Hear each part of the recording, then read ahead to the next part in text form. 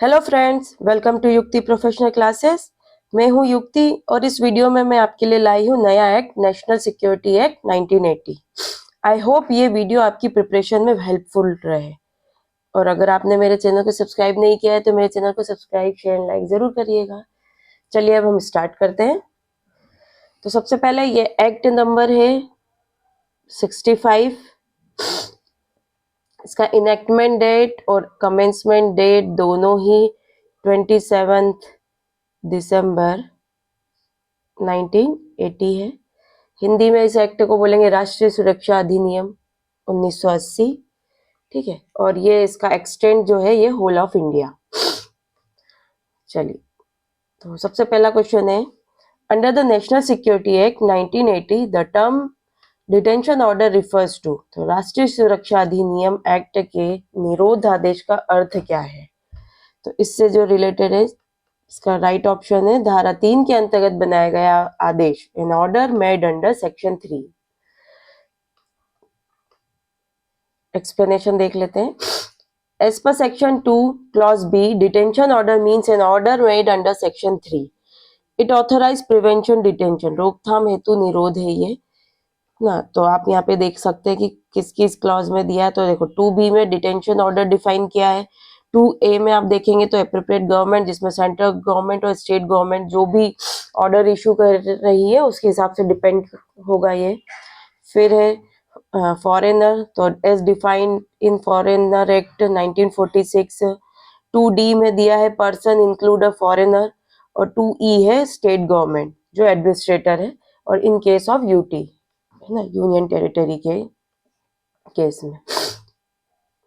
ठीक है, तो ये क्लॉज सारे आपको याद होने चाहिए कि सेक्शन 2B में ये है, 2A में ये है, 2C में है। तो इसलिए मैंने ये शॉर्ट में इसमें भी यहाँ पे डिस्क्राइब कर दिया। चलिए next question, under section 3 subsection 1 clause a, a person may be detain to prevent him from. तो इस धारा के तहत किसी व्यक्ति को निरोधित किया जा सकता है ताकि वह, उसको क्यों रोका जा रहा है, मतलब क्यों डिटेन करके रख रहे हैं? तो इसलिए डिटेन करके रख रहे हैं ताकि भारत की रक्षा या सुरक्षा के विरुद्ध कार्य न करे। ठीक है, एक्ट प्रेजुडिशियल टू डिफेंस और सिक्योरिटी ऑफ इंडिया। तो भारत की सिक्योरिटी और डिफेंस के लिए हम उसको मतलब उसको निरोध करके रख सकते हैं, डिटेन करके रख सकते हैं। भले ही उसने भी क्राइम नहीं किया, लेकिन अगर लग रहा है हमें कि ऐसा कुछ कर सकता है तो पहले से भी हम उनको जो ये प्रिवेंशन एक्ट होते हैं ये इसलिए होते हैं कि भारत की सुरक्षा के लिए हम पहले से ही उसे डिटेन कर दे, कि ताकि वो कोई ऑफेंस कमिट ना करे। तो सेक्शन, इसका एक्सप्लेनेशन देख लेते हैं। Under section 3 subsection 1A, the central government और state government can detain any person to prevent acts prejudicial to defence, relation with foreign power और सिक्योरिटी ऑफ इंडिया। तो केंद्र या राज्य सरकार किसी व्यक्ति को भारत की रक्षा, विदेशी संबंधों या सुरक्षा के प्रतिकूल कार्य करने से रोकने हेतु निरोधित कर सकती है। अब इससे ये सेक्शन 3 के जो सारे क्लॉज हैं हम वो देख लेते हैं। तो 3(1)A में दिया है कि फॉर डिफेंस और सिक्योरिटी ऑफ इंडिया के लिए हम इसको डिटेन करके रख सकते हैं। बी क्लॉज में दे दिया है रेगुलेटिंग और एक्सपेलिंग फॉरेनर्स, इसके लिए कर दिया है। मतलब यहाँ पे ये कि अगर कोई फॉरेनर है, भारत में आकर कोई अनुचित गतिविधियों में शामिल है ना, या फिर उसका निष्कासन करना है, तो यहाँ पर गवर्नमेंट क्या कर सकती है, उसको निरोध करने के लिए ऑर्डर दे सकती है ना। जैसे मान लो किसी विदेश जो यहाँ पे आया विदेशी और उसका वीजा खत्म हो गया है, भारत में रह रहा है, तो उसको और देश में कोई सी ऐसी एक्टिविटीज में है जिसको मतलब देश के विरोध में कोई गतिविधियां में, तो यहाँ पे उसको डिटेन करके रखा जा सकता है। ठीक है, नेक्स्ट है section 3 subsection 2 for prevention act prejudicial to state security, public order, essential supplies. अगर यहाँ पे स्टेट गवर्नमेंट को बोला गया है, इस सेक्शन में स्टेट गवर्नमेंट क्या कर सकती है कि किसी व्यक्ति को निरोध कर सकती है यदि वो क्या कर रहा है कि जो स्टेट है उसकी सुरक्षा, लोक व्यवस्था या आवश्यक सेवाओं की जो सप्लाई होनी है उसके लिए खतरा बन रहा है। ठीक है, नेक्स्ट है सेक्शन 3 सबसेक्शन 3।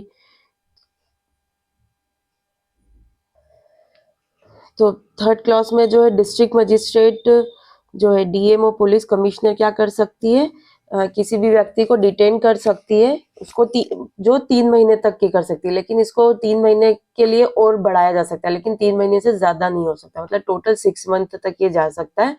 फर्स्ट जो इनिशियल पीरियड होगा वो 3 मंथ्स का होगा, उसको एक्सटेंड कर सकते हैं तो +3 मंथ्स और।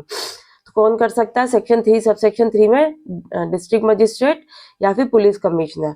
अब जो ये ऐसा ऑर्डर आया है, जो डिस्ट्रिक्ट मजिस्ट्रेट पुलिस कमिश्नर है वो क्या करेगा, जो ऑर्डर है उसको स्टेट गवर्नमेंट की अप्रूवल लेना होगा। मतलब जब उसने ऐसे डिटेन करने का ऑर्डर लिया तो वो 12 दिन के अंतर्गत, उस ऑर्डर से 12 दिन के अंतर्गत उसको स्टेट गवर्नमेंट से अप्रूवल लेना रहेगा। और 20 डेज इफ डिलेड रीजन, अगर 20 दिन तक के लिए भी में भी लिया जा सकता है अप्रूवल, अगर कुछ ऐसे डिलेड रीजन हो, मतलब रीजनेबल रीजन हो कि डिले क्यों हो रहा है, तो किया जा सकता है। अब जब स्टेट गवर्नमेंट उसका अप्रूवल दे देता है तो फिर स्टेट गवर्नमेंट क्या करेगी, इसकी रिपोर्ट करेगी सेंट्रल गवर्नमेंट को विदिन 7 डेज ऑफ अप्रूवल। तो जब अप्रूवल दिया है स्टेट गवर्नमेंट ने तो उससे 7 दिन के अंतर्गत सेंट्रल गवर्नमेंट को यहाँ पे रिपोर्ट करना होगा। तो सेक्शन 3 सबसेक्शन 5 में इसको बताया गया है। ठीक है, चलिए नेक्स्ट है, a detention order under the NSA can be executed. तो राष्ट्रीय सुरक्षा अधिनियम के तहत निरोध आदेश को लागू किया जा सकता है। ठीक है, तो किसके द्वारा? एनी, मतलब कहाँ किया जा सकता है? Anywhere in India like warrant of arrest. तो पूरे भारत में किया जा सकता है गिरफ्तारी वारंट की तरह, है ना। तो यहाँ पे जो इस एक्ट के तहत जो डिटेंशन हो रहा है वो पूरे भारत में लागू, कहीं पे भी जाके ये किया जा सकता है, एग्जीक्यूट किया जा सकता है। इसका एक्सप्लेनेशन है section 4, a detention order may be executed at any place in India in the same manner as warrants of arrest under. जो CRPC एक्ट में जो प्रोसीजर है उसी के अकॉर्डिंग यहाँ पे निरोध किया जा सकता है। ठीक है, नेशन वाइड एग्जीक्यूशन अलाउड है, इसमें प्रोसीजर सेम है जो CRPC में, जो अब जो BNSS में जो लगेगी वो प्रोसेस हो जाएगी। Under section 5 subsection A, who decide the place and condition of detention. तो निरोध का स्थान और शर्तें कौन तय करेगा? तो यहाँ जो है अप्रोप्रिएट गवर्नमेंट जो होगी वो यहाँ पे डिसाइड करेगी, मतलब जो डिटेंशन के लिए ऑर्डर देगा वही इसके प्लेस और सारी जो टर्म्स कंडीशन वही डिसाइड करेगी। तो section 5 subsection A, every detained person shall be kept under such place and condition as the appropriate government specifies. Maintenance, discipline, punishment सब वही डिसाइड करेगी। तो प्रत्येक निरोधित व्यक्ति को उपयुक्त सरकार द्वारा निर्धारित स्थान व शर्तों के अंतर रखा जाएगा। ठीक है, section 5 subsection B, government can transfer detainee from one place to another. तो यहाँ पे गवर्नमेंट क्या कर सकती है, उसको जिसको निरोध करके रखा है, जिसको डिटेन करके रखा है, एक स्थान से दूसरे स्थान पर भेज सकती है with consent of other state if inter state. अगर इंटर स्टेट इन्वॉल्व है, इसमें 2 स्टेट इन्वॉल्व है तो यहाँ पे दूसरे स्टेट की कंसर्न लेके उसको भेजा जा सकता है। ठीक है, इसमें अथॉरिटी सेक्शन में अथॉरिटी क्या देखने को मिला है हमको, अप्रोप्रिएट गवर्नमेंट को देखने को मिला है, ट्रांसफर है allowed with other state consent, है ना, कवर, प्लेस, डिसिप्लिन, ये सारी चीज सब वही स्टेट ही जो ऑर्डर दे रही है वो ही इसके बारे में डिसाइड करेंगे। चलिए नेक्स्ट है, under section 5A, if one ground of detention is invalid then. तो धारा 5A के अनुसार यदि निरोध का एक आधार अमान्य हो जाता है तो फिर क्या होगा? तो यहाँ पे जो राइट ऑप्शन है, only valid grounds will sustain the order. तो केवल वैध आधार पर ही आदेश कायम रह सकता है ना। तो section 5A, if a detention order is based on multiple grounds, अगर एक से ज्यादा ग्राउंड्स पर हमने उसको डिटेन किया है, एंड वन और सम ग्राउंड्स आर इनवैलिड, अब उसमें से कोई भी एक या कोई कुछ ग्राउंड्स इनवैलिड है, तो ऑर्डर शैल स्टिल रिमेन, ऑर्डर तो रिमेन रहेगा valid based on remaining valid grounds. मतलब अगर 5 ग्राउंड्स है और उसमें से 3 ग्राउंड्स भी अगर इनवैलिड हो जाते हैं तो 2 ग्राउंड्स के बेस पर हम डिटेंशन बनाए रख सकते हैं। तो यदि निरोध आदेश कई आधारों पर आधारित है और उनमें से कुछ अमान्य है तो शेष वैध आधारों पर आदेश वैध माना जाएगा। डिटेंशन ऑर्डर जो है कॉम्बिनेशन ऑफ मल्टीपल ग्राउंड्स है, इसमें इस सेक्शन में बेसिकली ये है कि कॉम्बिनेशन ऑफ मल्टीपल ग्राउंड्स है। Even if one ground invalid, अगर एक भी हो जाता है या एक ही बचता है वैलिड ग्राउंड, ठीक है, तो डिटेंशन कंटिन्यू होगा वैलिड ग्राउंड के आधार पर। ठीक है, prevents technical release of danger danger person. Next question. Under Section 6 of the National Security Act 1980, a detention order shall not become invalid merely because, तो राष्ट्रीय सुरक्षा अधिनियम 1980 की धारा 6 के अनुसार निरोध आदेश केवल इस कारण अमान्य नहीं होगा कि, तो किस कारण अमान्य नहीं होगा ये, व्यक्ति उस सरकार या अधिकारी के क्षेत्र अधिकार से बाहर है जिसने आदेश पारित किया है, तो इस आधार पर ये अमान्य नहीं होगा, क्योंकि एग्जीक्यूट किसी भी जगह हो सकता है ना।